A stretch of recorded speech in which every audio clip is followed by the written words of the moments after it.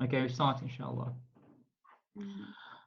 بسم الله الرحمن الرحيم الحمد لله رب العالمين والصلاة والسلام على خير خلق الله أجمعين سيدنا ونبينا ومولانا محمد صلى الله عليه وسلم وعلى آله وصحبه أجمعين.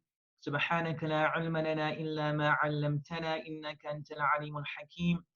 رب اشرح لي صدري ويسر لي أمري واحلل عقدة من لساني يفقهوا قولي.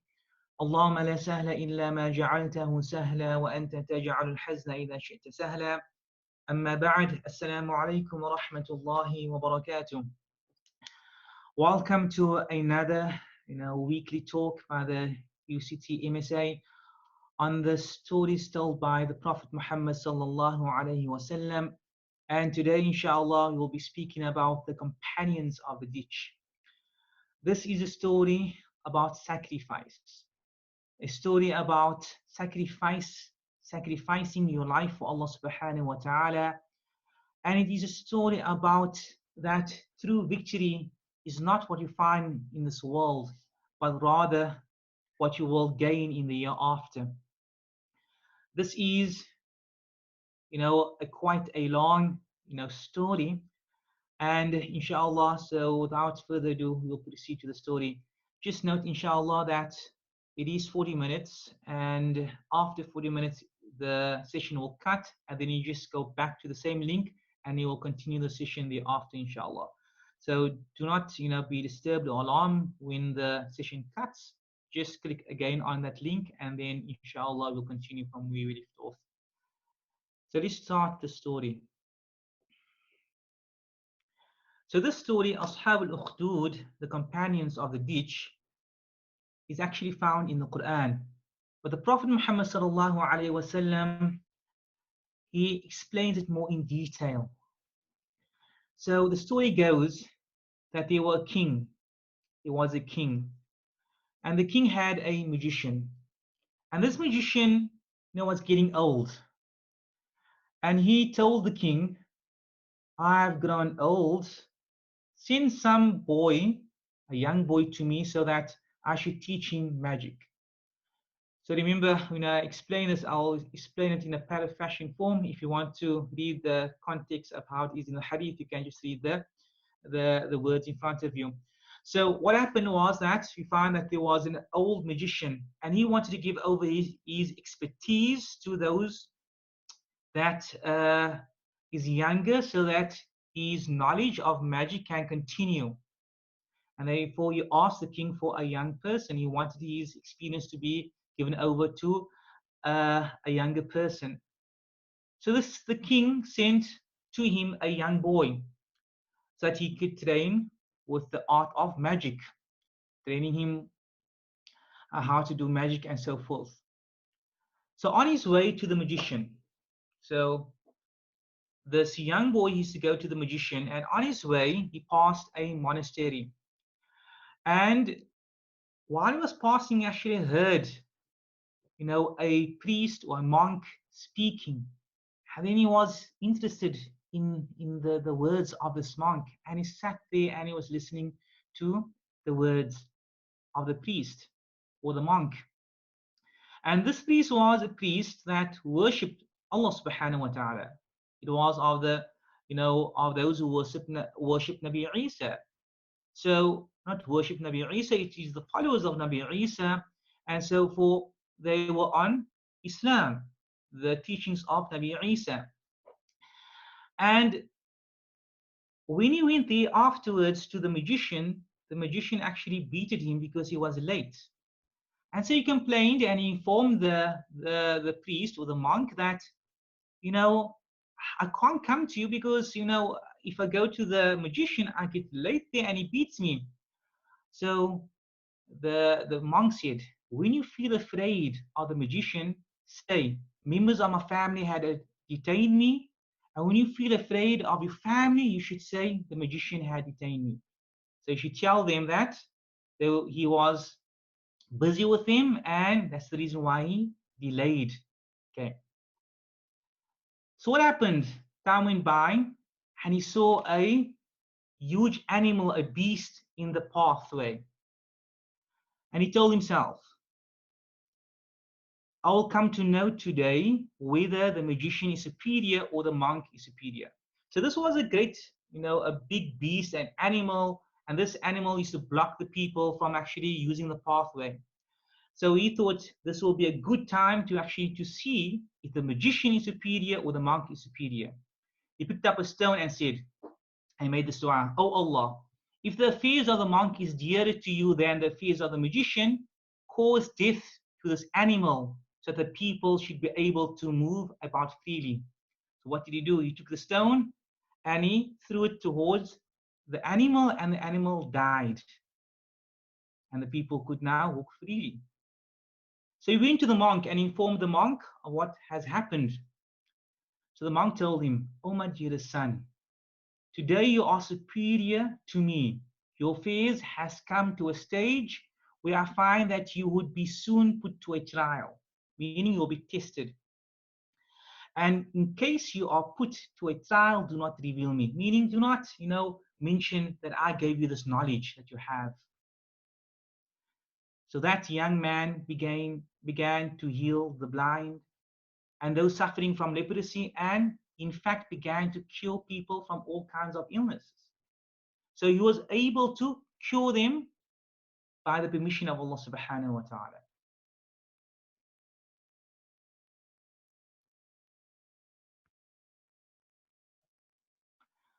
So what happened thereafter?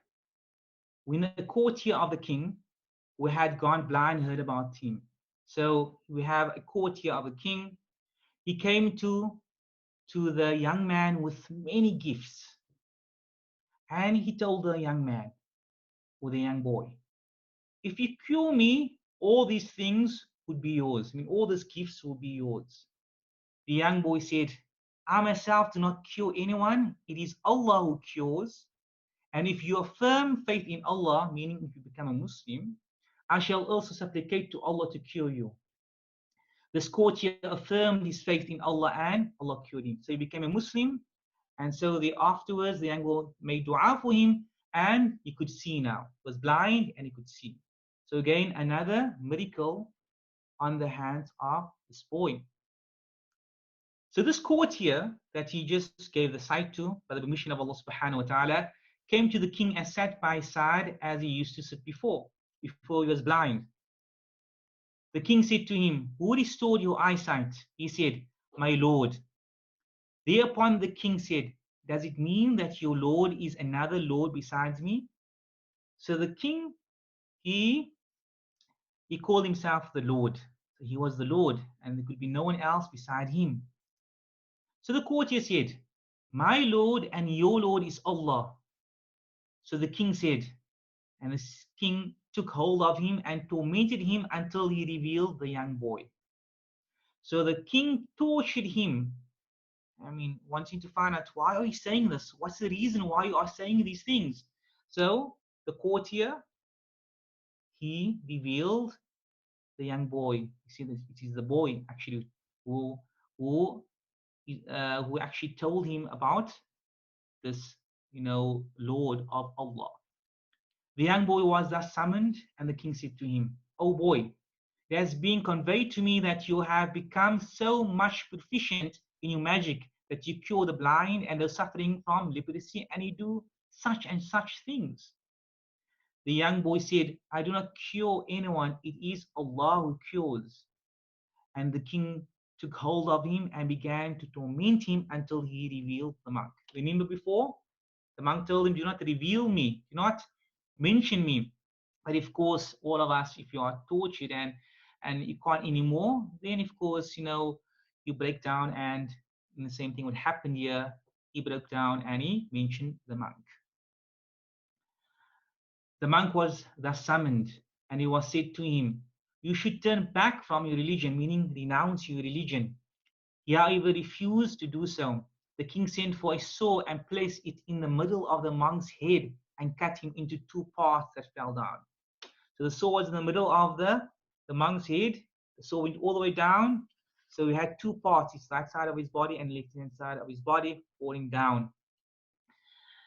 Then the courtier of the king was brought forward. Remember, the courtier saw what happened. He saw what's going to happen to him because he saw the same thing happen to the to the courtier, to the monk, and it was said to him, "Turn back from your religion." He refused, and the sword was placed in the middle of his head, and it was torn into two parts.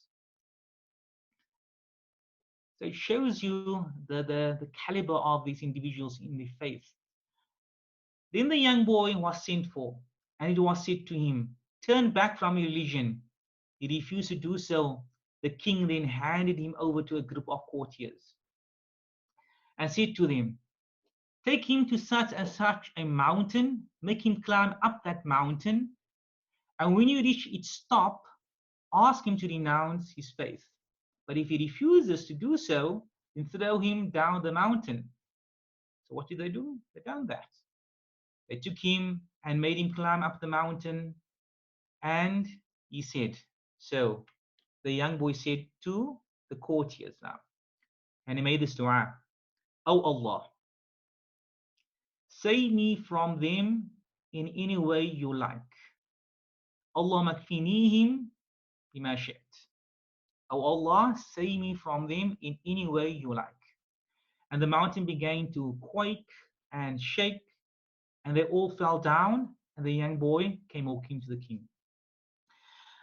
And you'll see that the boy is always walking to the king. Why? The boy wants to show the king the power of Allah subhanahu wa ta'ala, the greatness of Allah, that he believes in Allah and is able to escape all of the king's plots and plans to kill him.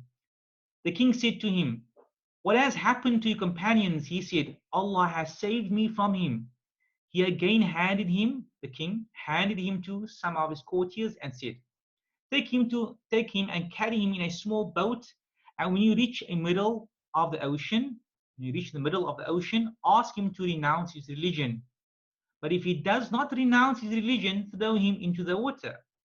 So they took him, and he said, "Allahumma kfinihim bima shi't." Oh Allah, save me from them in any way you like. It was quite soon that the boat turned over, it capsized, and they all drowned. All the courtiers drowned, and the boat came again walking to the king. And this is da'wah. This is da'wah actually. Being persistent. Do not do one thing and then stop, but be persistent whatever you do. And so the king said to him, "What has happened to your companions?" He said, the young boy, "Allah has saved me from them." And he said to the king, "You cannot kill me until you do what I ask you to do." The king said, "What is that?" He said, the young boy, "Gather all the people in one place and tie me to a tree trunk. Then take an arrow from my quiver and say, 'With the name of Allah, Bismillah, the Lord of the young boy,' and shoot me. If you do that, then you will be able to kill me." So the young boy is telling the king, the only way you can kill me if you do this. This is the prescription of how to kill me. This is the means of how to kill me. You can't kill me any other way. You will not be able to do so, but only if you say, Bismillah, with the name of Allah, the Lord of the young boy, and then you have to shoot me. And if you do that, then you'll be able to kill me. The king called the people in an open field and tied the young boy to a trunk of a tree. He took hold of an arrow from his quiver and then placed the arrow in the bow and then said, "With the name of Allah, the Lord of the young boy," and shot an arrow, and it hit the young boy's temple. The young boy placed his hand where the arrow had hit him and died. The boy is dead. But the story goes on. What happened? The people said, "We believe in the Lord of this young boy. We believe in the Lord of this young boy. We believe in the Lord of this young boy." The courtiers came to the king and said to him, "Do you see what you were afraid of by Allah has taken place?" So what you were afraid of, and that was that the people should not follow the religion of the young boy, but now all of them are actually following the religion of the young boy. So what he was afraid of actually happened. All the people have believed. The king commanded ditches to be dug, and at important points in the path, it should be dug. And when these ditches were dug and the fire was lit in them, the king said, "He who he who would not turn back from his religion would be thrown in the fire, or the person who would be ordered to jump in it." The people did so until a woman came with her child, and she felt hesitant in jumping into the fire. And the child said to her, "O mother, endure this ordeal, for you are on the right path." So what happened there was, all the people that was there who witnessed what the king has done and killing the young boy, they all believed, and they were all killed or burnt. So they believed in the Lord of the young boy, which is Allah, and because of that belief, they were told to jump into the fire for no other reason, just because of their belief. And this is a very important fact, and we will do this inshallah as we do the benefits derived from this hadith. Is that if you believe, and this is a theme from throughout this entire hadith, if you believe, you will be tested. And so you find out even, a mother with a child, and she was hesitant, but the mother, was hesitant, but the child, said, "Oh, mother, endure this ordeal, for you are on the right path." Very few children could speak, and this is one of the children who speak when they're actually in that young age. The children, the babies, like Nabi Isa, who spoke when he was in the cradle, and was a baby. Likewise, this child is one of them. And this is found in Sahih Muslim. So now, inshallah, we will look at the benefits that you can derive from this hadith, inshallah.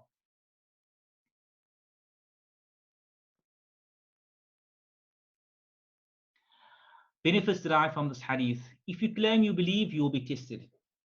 Allah subhanahu wa ta'ala says, do the people think that they will be left to say, we believe, and they will not be tested, will not be tried? If you look at the story, what happened? The boy was tested when he believed. When he found out that, what? When he found out that the monk was superior to the sorcerer or the magician. He believed now, and therefore the monk told him, "You'll be tested." And the people, when they said, "We believe in the Lord of the young man," that's when they were tested. If you are a Muslim or you are a believer, you can't live this life without being tested. You will have hardships, you will have difficulties. Allah subhanahu wa ta'ala will test you. Why? Because if you believe and you pass the test, what do you attain? What is the outcome? What is the result? It is paradise. And paradise is given to those who believe. And it depends on how you believe. Allah tests you. When you are at university, you are attaining a degree with engineering, with medicine. What happens? You're going out to the world and you're going to say after your degree that you are a doctor, or you are an engineer, or you are a lawyer. But what happens before that? You are tested. They will test you to see if you pass or fail. And then the test is even refined to those who are first, who pass the first or second. And then even more than that, A plus, A minus. So the test is refined. And that refinement is to do with your iman. How strong and how high is your iman, is your faith in Allah subhanahu wa ta'ala. This is how it is. If you want Jannah, Jannah is like a pyramid. At the beginning, at the bottom, the pyramid, the base of it is huge. And so those who have less iman, they are at the bottom. But as your iman increases, less and less people are in a categories at levels in Jannah. So it's for us to note that you will be tested, but the question is, are we going to pass the test or not? That's the question. We are believers, you will be tested in different ways. You will be tested because you are a Muslim. Will you make salah on time or not? If you in a company of non-Muslims and the waqt of salah, will you make salah? You are tested at the moment of time. Will you pass the test or not? You know, you're busy watching something and now the time of salah has come. Will you leave that for Allah subhanahu wa ta'ala's sake? Tested in different ways. And inshallah, we'll speak more about that as we go through the benefits of the hadith. Benefits derived from this hadith. Number 2, one person guided a nation. Whoever reverted to Islam will be on the scale of good deeds. We know the young boy. All of them, all the people who witnessed the killing of the young boy said, we believe in the Lord of the young boy. So what happens? All of them who believed, they believed. Why? Because of the young boy. Therefore, the young boy receives all of the reward for reverting them to Islam. And sometimes we might think that we just one person, that he can't do a lot for Islam. Here you find one individual, this young boy, he did not know that his killing will actually make all other people be guided and become Muslim. You do not know that. So it might be an action that you do not take note of that will grant you great reward. It might be something you mention to someone. So do not ever think that you're insignificant. Do not think that the word or that phrase of goodness or a phrase of da'wah, of calling someone who's speaking about Allah to someone, is insignificant. It might be that you guide that individual, and that individual guides so much more after that. We do not know. Scholars, they refer to it as a seed. You have a seed, a fruit seed. You plant that. You forgot about that. It's something so small. That seed, you forgot about that. You planted. Years goes by. That seed becomes a tree. It bears fruit. From that, you find birds eating from the fruit. People pass by, eat from that fruit. It's raining, people found shelter. It's still hot, they will sit under that tree for shade. You will receive all the reward even though you forgot about it. That small action you done by planting that seed, that fruit seed. Likewise, whatever action you do of good, it might be the reason for your Jannah. You don't know that. Like the boy, he did not know that if he tell the king to kill him, that he will actually make all of them, all of the people, the onlookers, revert to Islam. We do not know that. Likewise, we do not know about our actions. So we should try to do as much good actions so that maybe one of the actions will actually grant us a great reward. Benefits derived from this hadith number 3. Allah Almighty refers to the incident in the Quran as a great victory. Why? So this story is found in the Quran in Surah Buruj. But at the end of the passage, Allah subhanahu wa ta'ala says, ذَلِكَ الْفَوْزُ الْكَبِيرُ, that is a great victory. Why is it a great victory?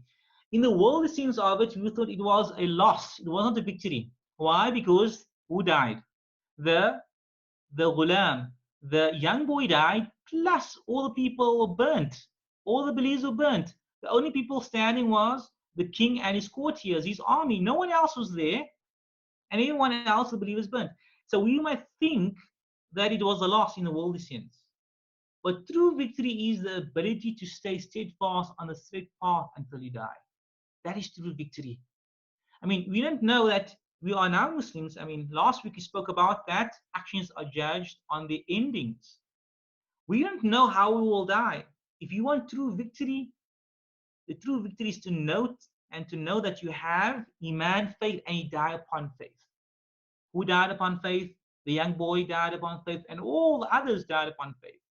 They died because they believed in the Lord of the young boy. They believed in Allah subhanahu wa ta'ala. That is true victory. You know, as scholars have mentioned, Nabi Yusuf alayhi salam, when he was thrown into the well, his father Yaqub was crying until he became blind. And many years later, they united. You know. And Nabi Yusuf, he asked his father, "Why did you cry? Did you not know that if we don't meet in this world, we will meet in Jannah?" And Nabi Yaqub, replied to Nabi Yusuf by saying that I did not know that if we will actually die on Iman for us to meet in Jannah. So he was in a state, he was in a state to not know, was worried, concerned, will Nabi Yusuf actually die on Iman? He did not know, and therefore he was crying for that. Because he knew if he dies in a state of Iman, he will meet him in Jannah, but he was not sure about that. And therefore, true victory is actually dying with Iman. We don't know how many people will die and then they renounce Islam just before they die. We don't know that. Very important to know that true victory is not what you see, it's what you do, your actions. You do good, you don't look at the result. You help someone out, you don't look at what will the reward be thereafter. You do it for Allah subhanahu wa ta'ala's sake. So whatever you do sincerely for Allah subhanahu wa ta'ala's sake, if you get the reward for it or not, you don't need to worry about that. Because the true victory is not the result in this world, it's actually the result in the year after.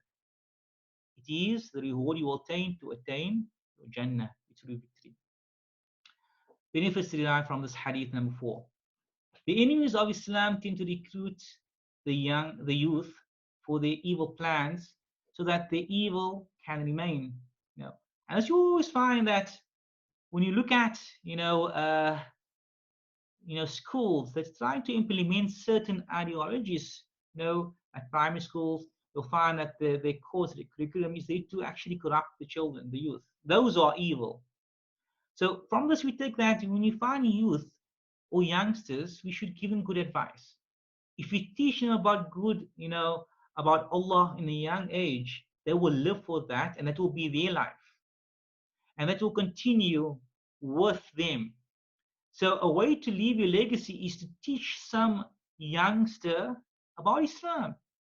And that's where that youngster and that child or that youth will grow up with that teachings of good. And whatever they do of good, you will get that reward as long as they live. So a way to earn great reward for a long time period is actually to teach the young. Teach the small. Teach them good things. If you have children, teach them about the deen. And because of the good actions you are doing to them, and they are actually being instilled good, etiquette, good mannerism, and knowledge, and they use that beneficial knowledge in their life, and whatever they use that, you'll be rewarded for that. And so your legacy of teaching good will continue in them. There are 3 minutes before this session expires, so if it does, expire, just click again on that link, inshallah, and then we will continue thereafter. Benefits derived from this hadith number 5. Allah may bring forth individuals that were raised in the most evil of homes to be callers of Islam. And the evidence of this is the young boy learning sorcery becomes a caller of Allah or caller to Allah. So we don't look at the background of individuals. Allah subhanahu wa ta'ala can change an individual. He might have come or she might have come from the most evilest of backgrounds of places, but Allah subhanahu wa ta'ala can change them around. Sorcery is one of the major sins of doing, black magic. But yet that individual, that black magic, he became a caller, and he guided so many people. If you look at Umar radiallahu anhu, before Islam, what did he do? He mentions, and it says he actually buried his own daughter alive. But what happened afterwards? The Prophet Muhammad sallallahu alaihi wasallam says, if there had to be a Nabi, a prophet after the Prophet Muhammad sallallahu alaihi wasallam, it would be Umar radiallahu anhu. A great honor. Half of Iman is that Umar radiallahu anhu has. So it shows us that that we don't look at the background of someone. We look at the qualities they have. If they change, they change. Again, last week, we judge things on the endings. The Prophet Muhammad says, خِيَارُكُمْ فِي الْجَاهِلِيَّةِ خِيَارُكُمْ فِي الْإِسْلَامِ. Those who are selected pre-Islam are selected in Islam. Are these selected in Islam? If you have good qualities before Islam and you become a Muslim, those good qualities will be manifested in Islam. Like this boy, he had good qualities before he met the monk, and when he met the monk, he used those good qualities for Islam. And it's very important to note we don't judge people just because of their background. We don't do that, because from there might be great individuals that will call to Allah subhanahu wa ta'ala.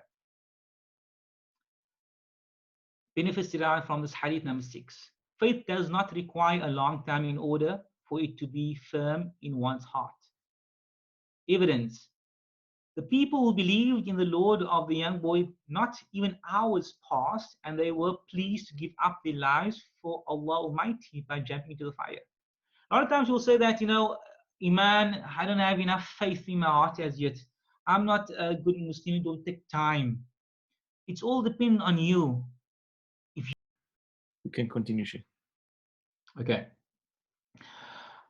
So before the session ended, we spoke about Iman.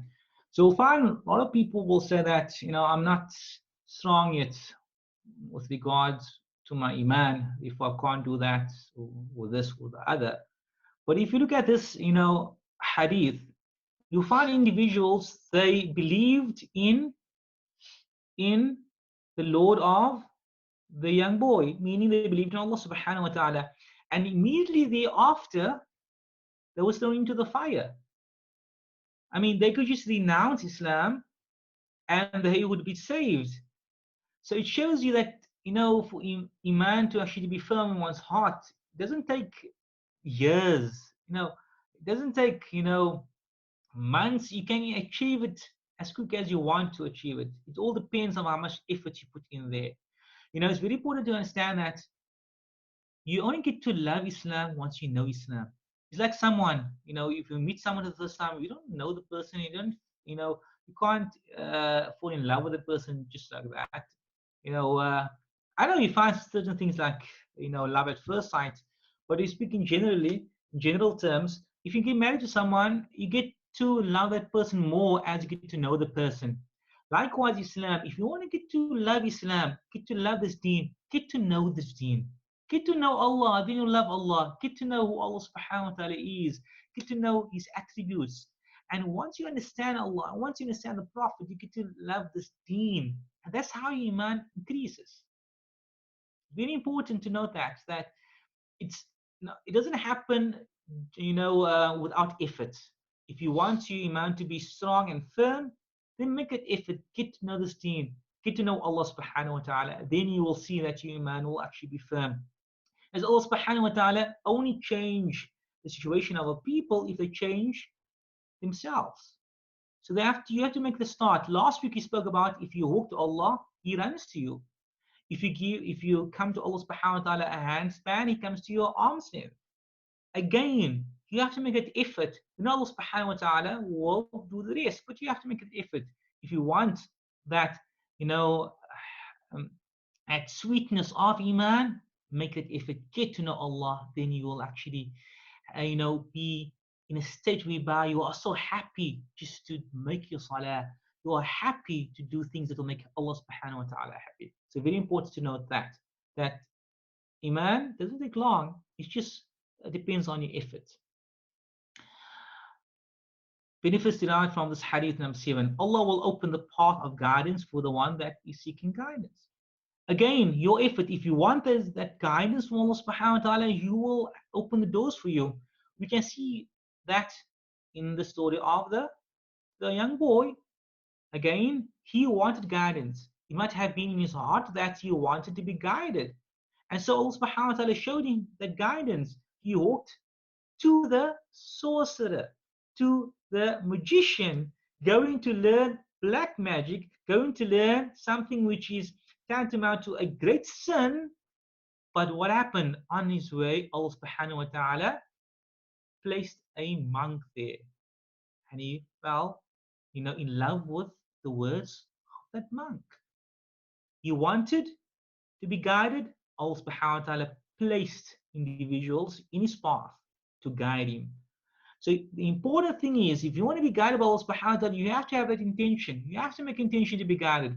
If you don't make that intention, you don't make any effort, then Allah subhanahu wa ta'ala will allow you to go on as you are going, and then you will be tested. And if you fail the test, and then it will be a very bad situation for you. But if you are of those who make efforts and find Allah and get close to Allah, then of course you'll be of those who are victorious in this world. Benefits derived from this hadith Nabayt. The weapon of a believer is dua. This is very important. And you can find this in the story, in the hadith, whereby the young boy makes dua. He speaks about the killing of that beast. So he makes dua to Allah subhanahu wa ta'ala, oh Allah, if the monk is dearer to you than the sorcerer, then kill the animal. Meaning Allah subhanahu wa ta'ala should help him to kill the animal. And this is what we actually lack. We always make dua after we do something if it doesn't work out. Then we ask Allah subhanahu wa ta'ala. But in fact, we should ask Allah subhanahu wa ta'ala first.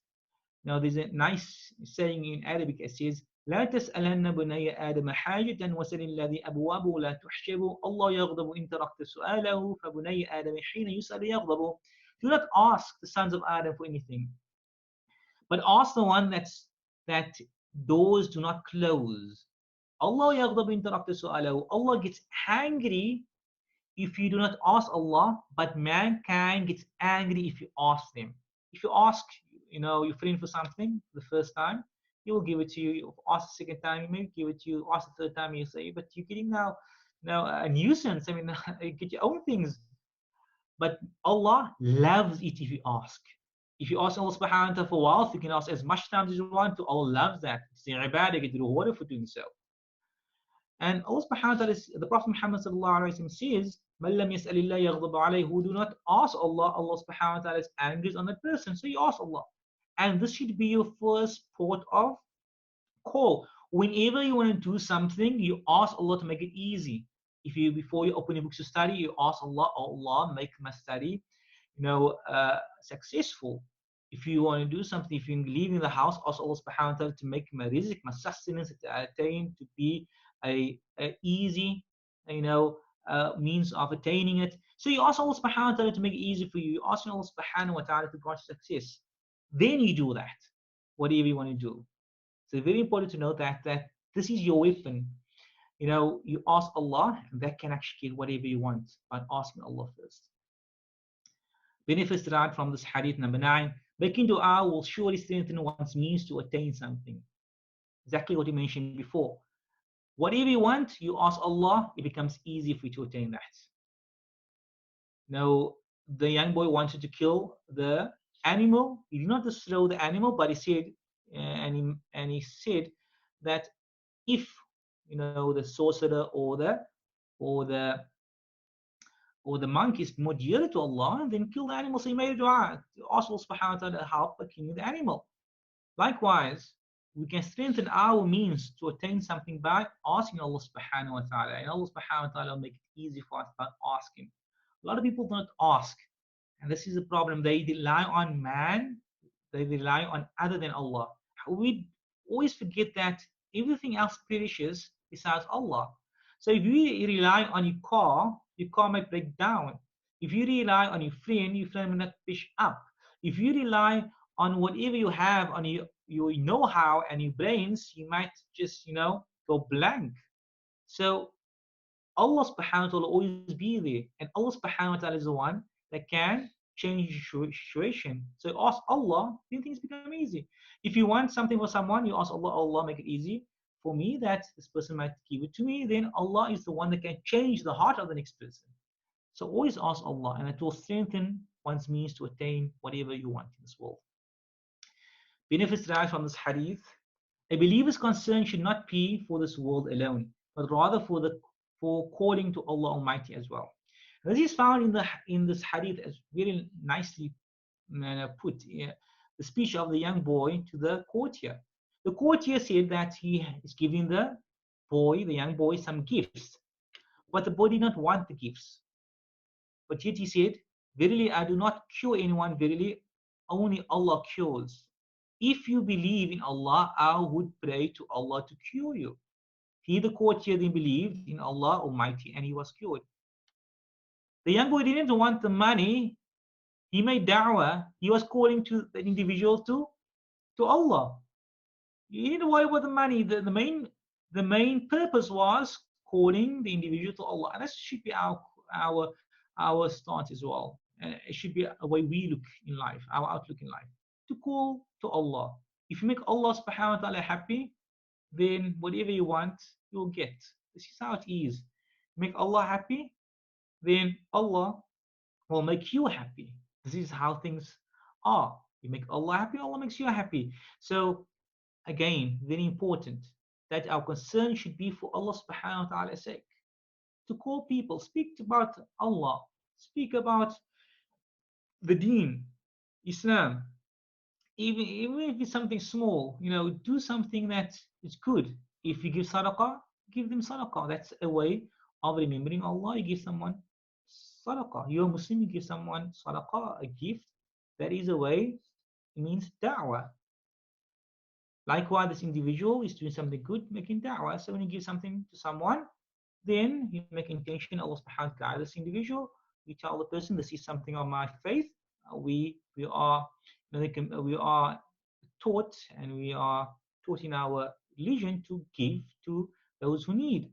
It's an act of sadaqah, charity. And if you speak to them about Allah, then you will see, subhanallah, you are actually calling them to Allah, and you might be surprised how much they actually want to know more about Allah subhanahu wa ta'ala. Benefits derived from this hadith number 11. A Muslim might be able to perform miracles, karamat, with the permission of Allah. This is due to his faith in Allah. There's evidence in the hadith. This could be seen when the young boy cures the blind, the lepers, with Allah Almighty's permission after he asked Allah in dua. So you'll find individuals who can actually perform miracles. It's not something not impossible, it's possible. You get something as a mu'jiza, which is only for prophets, and you get something as karamat, which are for other than prophets. So karamat, mu'jizas cannot happen anymore because we don't have any prophets, but karamat can happen. So certain individuals who are pious, who have, a very high iman when it comes to Allah subhanahu wa ta'ala, Allah subhanahu wa ta'ala might give them that gift of being able to perform miracles, like you saw in this hadith of the young boy being able to cure those who are blind by asking Allah subhanahu wa ta'ala. So you ask Allah by Allah subhanahu wa ta'ala's permission to grant whatever you want, and it happens. It might be a karama to buy, you might have stone, and you ask Allah to make it maybe into gold, and it can actually turn into gold. You're asking Allah, and Allah can grant you that if you are of those that Allah subhanahu wa ta'ala has given the gift of being a karamat. And we find individuals are like that. But you have to note if they are or not, because you find others who are maybe sorcerers who do certain things, but that is not karamat. So at least if you know that there are pious individuals and they do good and they are on the deen of Islam, and if they do these kind of things, these miracles, we know that it's from Allah subhanahu wa ta'ala. And if there are evil individuals, we know that's from shaitan and not from Allah subhanahu wa ta'ala. Yes, Allah subhanahu wa ta'ala gives the permission for them to do it, but they are doing their own thing, which is not in accordance with Allah subhanahu wa ta'ala's sharia, with Allah subhanahu wa ta'ala's deen. Benefits derived from this hadith number 12. A student might be superior than his teacher. As you can see, the young boy could achieve things that the monk could not achieve. And this is for us as well to note that you should be humble as well. We should not think that we know everything. It might be individuals that we are teaching, they know better than us. So this humbles us to know that we are not the most knowledgeable. Only Allah subhanahu wa ta'ala has knowledge of all things. We are limited to our knowledge. And this shows you that even the monk was not in the state and the level of the the student. He's no student, the young boy. The young boy could perform karamat, but we don't see about the teacher, the monk performing that. So he has given a greater, superiority than his teacher. Benefits derived from this hadith. Number 13. Allah may grant certain of his slaves, certain of his servants miracles to strengthen their faith in Allah. And as you can see, when you looked at the courtier, the blind courtier, he was given a miracle to be able to see. That kept his faith, whereby when he saw a saw in front of him, and he did not renounce Islam until that saw cut him into two pieces. His faith was strengthened by the miracles that happened. So Allah subhanahu wa ta'ala must show you miracles for you to strengthen your iman in Allah subhanahu wa ta'ala. And this is known. The Prophet ﷺ performed miracles as well, speaking of the moon for the people, to strengthen their faith in Allah subhanahu wa ta'ala. Benefits derived from this hadith, number 14. When a believer is saturated with faith, meaning that you are soaked with faith, you're overflowing with faith, with iman, meaning on a high level of iman, he may reach such a high level of faith that even if someone had to place a saw on his head to saw him in half, it will not change his love for Allah Almighty. SubhanAllah. This is what we want to attain. This is something that if we reach this, state and level of faith, of iman, SubhanAllah, then you have accomplished such a great feat, subhanallah. For someone to put a saw in front of you, it's not easy. And that's the reason why Allah subhanahu wa ta'ala speaks about them in the Quran, that they have attained, the fawzun kabir, the great victory, subhanallah. And we should try to work towards that. Again, working, getting to know this deen, to fall in love with Islam, and in that way your iman will increase by knowing Allah subhanahu wa ta'ala. Benefits derived from this hadith, number 15. If a believer sends harm around him, he should say, Allah makfinihim bima shit. Like the young boy when he was in harm, when they took him to the top of the mountain, and when they took him to the middle of the ocean, what did he say? He made this dua. So if you can memorize this dua, and whenever you find that you are in a place that you feel that someone might harm you, or then you make this dua, Allah makfinihim bima shit. Oh Allah, save me from them in any way you like. So we should try and memorize this dua and try to implement this in our lives as well. Again, relying on Allah subhanahu wa ta'ala. You're always asking Allah subhanahu wa ta'ala. As you can see here, he asked Allah subhanahu wa ta'ala, as the dua is the weapon of the believer. Benefits derived from this hadith, number 16. To bless an action, start it with Bismillah. The evidence, this could be seen by the speech of the young boy when he told the king, say, by the name of the Lord of the young boy, you throw me. If you do that, then you will be able to kill me.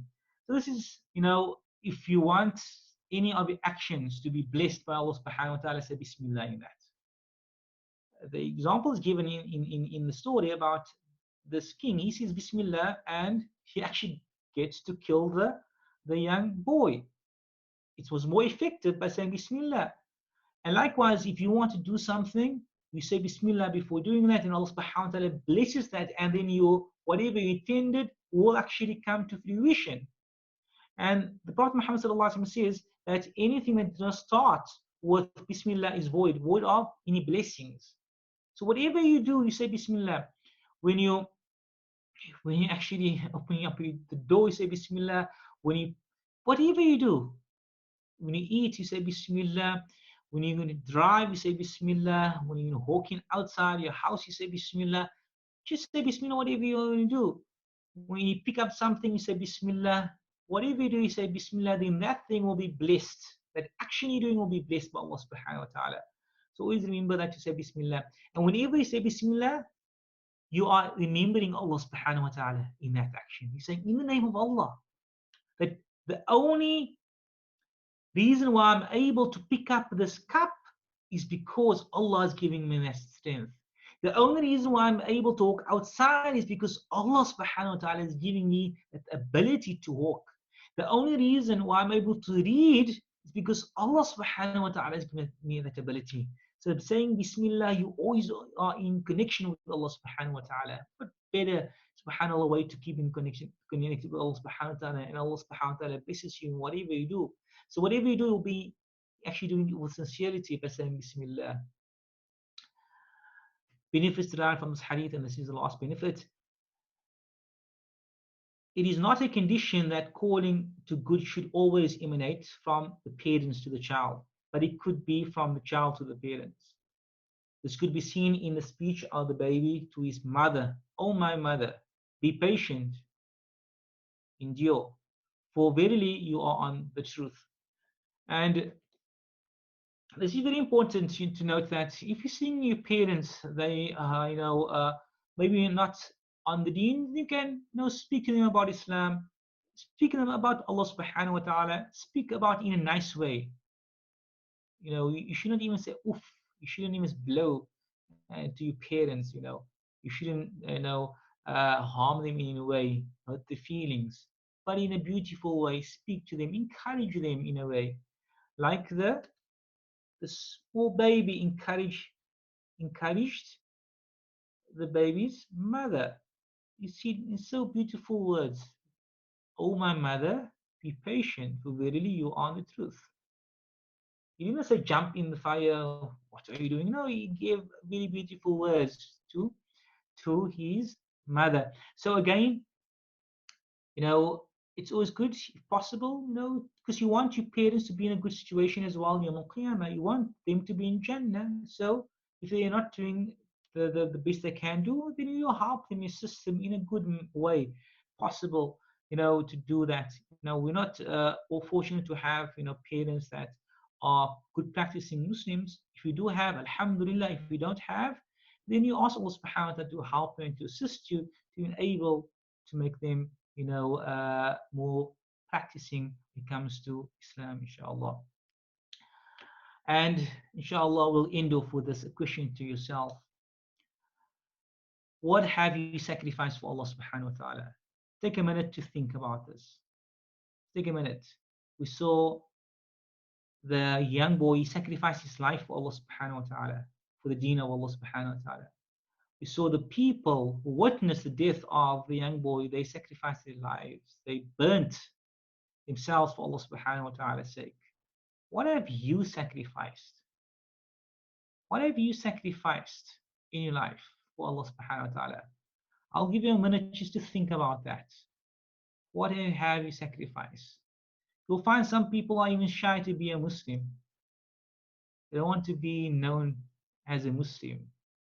What are they sacrificing? Are they sacrificing, their reputation? What are they sacrificing? So is it your studies? Have you sacrificed your studies when you are busy studying? Do you ever leave, your studies to perform your salah? Something for Allah subhanahu wa ta'ala's sake. Did you ever leave your studies maybe for hours or so, maybe to help others, in da'wah according to Allah subhanahu wa ta'ala, or even, giving out something or helping a society that does good, a volunteer society? Have you even volunteer or sacrificed your degree? You got your degree, but did you ever use it in the way of Allah subhanahu wa ta'ala? Your family, have you ever made da'wah to them? Your wealth, have you ever given of your wealth to Allah subhanahu wa ta'ala, to the poor? Your reputation, your time, your enjoyment? Have you ever done any of these things? Sacrificed it for Allah subhanahu wa ta'ala. Or do you regard your degrees, your studies, your family, wealth, your reputation, your time, your enjoyment greater than Allah subhanahu wa ta'ala? It's just something to think about. Have we done it? If we did not sacrifice anything as yet, if we did, it's always time. There's always time to improve on it, to increase on it, and always remember that if we sacrifice, you might not see the outcome in this world. You might do so much for Allah and you not see the outcome. Like, you know, the young boy, he killed himself, not killed himself, he allowed the king to kill him with the permission of Allah subhanahu wa ta'ala. But he never saw the result. He did not see all of those around him actually reverting to Islam. So always remember, if you sacrifice for Allah subhanahu wa ta'ala, you will not maybe see any results of what you are doing, but the reward will lie in the year after. The reward will be in the year after when you actually see what you actually gained, your Jannah, your paradise in the year after. So we ask Allah subhanahu wa ta'ala to make us of those who sacrifice for Him alone, sincerely for Allah subhanahu wa ta'ala's sake, so that we may attain that true victory. That true victory is to pass the test of Allah subhanahu wa ta'ala and the ability to stay on the steadfast on the path, on the straight path until we die. We ask Allah subhanahu wa ta'ala to make us, of the companions of Jannah, and that you all should meet there when we leave this world. وآخر دعواهم الحمد لله رب العالمين. Inshallah, I will open up the floor for any questions. If we do have any questions, please do ask. I see that Muhammad Ridha has a question to ask. What can we do to increase and maintain our love for Allah subhanahu wa ta'ala? When it comes to Allah subhanahu wa ta'ala's love, the best way to attain the love for Allah subhanahu wa ta'ala is to follow the Prophet Muhammad sallallahu alayhi wa sallam. If you love Allah subhanahu wa ta'ala, then follow the Prophet, then Allah subhanahu wa ta'ala loves you. So follow whatever the Prophet Muhammad sallallahu alayhi wa sallam has taught us. And by doing that, you can maintain that love with Allah subhanahu wa ta'ala. Follow the sunnah of the Prophet Muhammad sallallahu alayhi wa sallam. Smile in the face of your brother. A way, again, to increase the love of Allah subhanahu wa ta'ala. Because why are you doing it? You're doing it for Allah. You remember, a way to increase your love and to maintain your love with Allah subhanahu wa ta'ala is to do things for His sake. And this is known by doing something for someone else, you actually love them. There's actually I can't remember the study being done, but they say that if people do things for you, they actually get to like you. So if you find an enemy, if you have an enemy and you want the enemy to actually like you, you get the enemy to do something for you, and then they will actually like you. So by us actually doing things for Allah subhanahu wa ta'ala, your love for Allah subhanahu wa ta'ala increases. Because you are smiling. Why? Because Allah subhanahu wa ta'ala has sent the best of creation, the Prophet ﷺ, to teach us that. And therefore we smile for Allah subhanahu wa ta'ala's sake to the brother, to make him feel good. If you give sadaqah, why are we giving sadaqah? For Allah subhanahu wa ta'ala's sake, so that the next person might find it a bit easier. But you're doing for Allah subhanahu wa ta'ala's sake, because he is a servant of Allah subhanahu wa ta'ala as well. If you help someone, why are you helping someone? You're helping him because Allah subhanahu wa ta'ala commands us to help. And so whenever you do something and you keep in mind that you are doing for Allah subhanahu wa ta'ala, for the sake of Allah subhanahu wa ta'ala, then in that way you get to love Allah subhanahu wa ta'ala. So what should we do for Allah subhanahu wa ta'ala's sake? That is to follow the sunnah of the Prophet Muhammad sallallahu alaihi wasallam. Do things that the Prophet sallallahu alaihi wasallam has done. The sunnah of the Prophet Muhammad sallallahu alaihi wasallam, get to know who the Prophet sallallahu alaihi wasallam was and get to know his life. And by doing so, you actually get to know Allah subhanahu wa ta'ala. And I hope that, answers the question of how you actually maintain your love for Allah subhanahu wa ta'ala, increase it. Is there any other questions anyone else might have?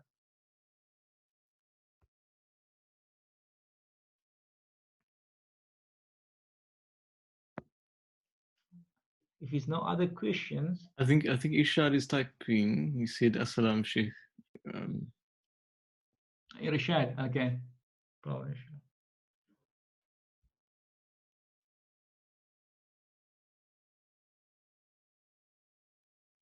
Okay. The question here is there ever a situation where it is allowed to lie about your faith? Okay. So there's two situations. The first will be if you are lying about your faith and that lying will deter others of believing, then you can't lie about your faith. But only if you're the one being affected, then you can. I'll give an example. This young boy, if he had to say that he renounces Islam, then no one else would believe in Allah subhanahu wa ta'ala. Because everyone's looking at him. So if he can't renounce, because everyone else will now not be able to have a pillar of strength to rely on. It's not there anymore. So he is the reason why everyone is actually following the deen of Allah subhanahu wa ta'ala or believing in Allah subhanahu wa ta'ala. If it comes to you and Allah, then as long as you still have belief in Allah subhanahu wa ta'ala, then you're allowed to lie. This is in the Quran when Allah subhanahu wa ta'ala speaks about this. Those individuals who still have the belief in Allah subhanahu wa ta'ala and they are forced to say that they are not Muslims, they are still Muslims.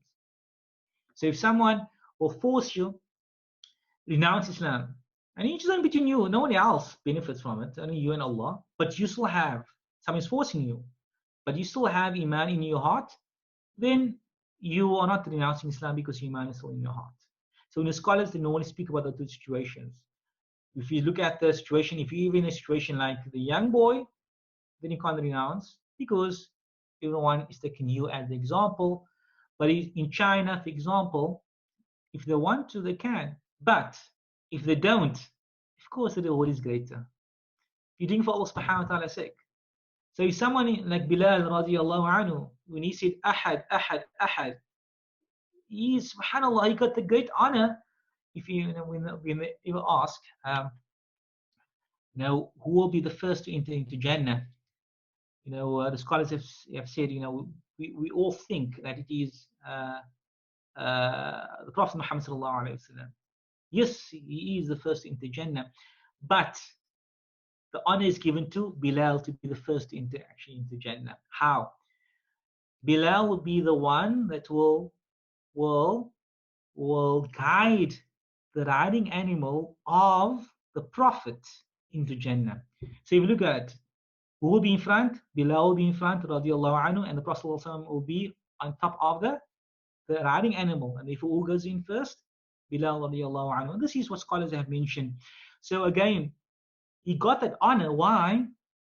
Of not renouncing Islam, but being firm. So people take him as example, and whoever, take them as examples. Look at this individual, he's not renouncing Islam. This is the true faith.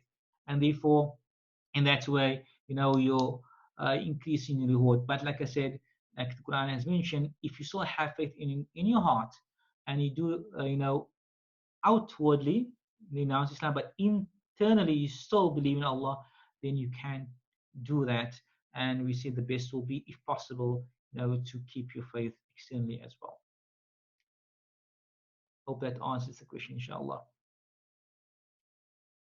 I see Sakina mentioned she greeted and she says, may Sheikh please type out or repeat the dua for protection that Sheikh mentioned early on.